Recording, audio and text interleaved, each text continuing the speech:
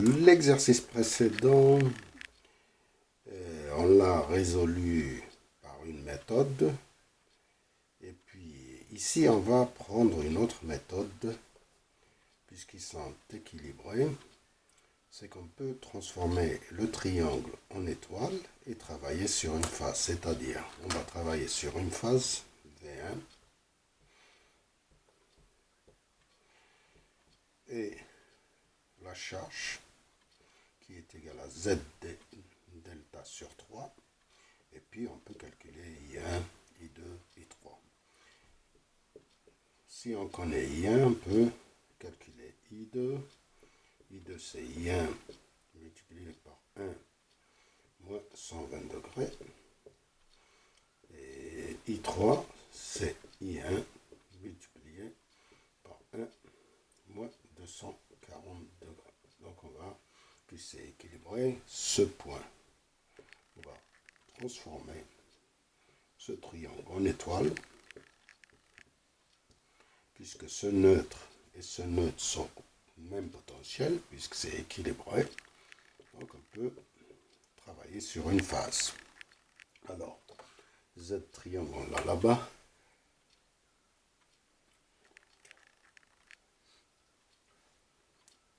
Ici, Z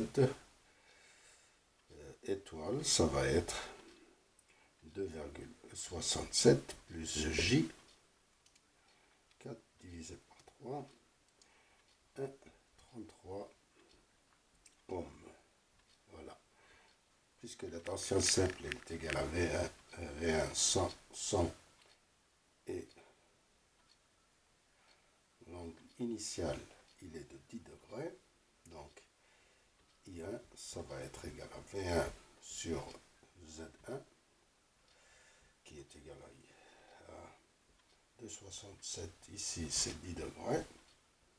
Sur au carré plus 2,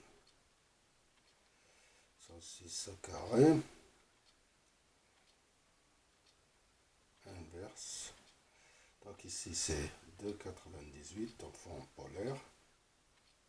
Argument, c'est 1,33 divisé par 2, ça fait la moitié. Inverse tangente, c'est 26, 5,65 degrés. Donc le courant, il est courant I1, c'est moins 16,565 degrés en ampères. Et 100 divisé par 2,98, ça nous fait un courant de 33,55 ampères. Et d'ici, on calcule I2, I3. I2, ça va être égal à 33,55.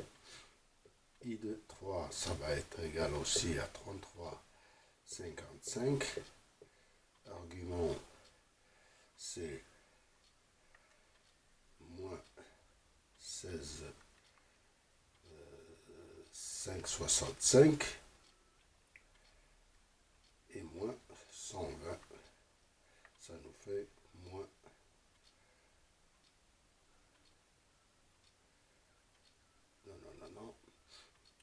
136,565 degrés. Ça c'est en ampères. C'est moins 136,565 en ampères. Et ça c'est autre chose. C'est bien ça? Ouais. Et ici c'est 120 moins 16. Ça nous fait 103,435 degrés en ampères. Voilà, on a calculé les courants, on peut calculer les puissances. On sait que phi est égal à 10 plus 16. 10 plus 16, 5,65. Le cosinus, il est de cosinus 0,894. Et sinus phi, c'est c'est inductif,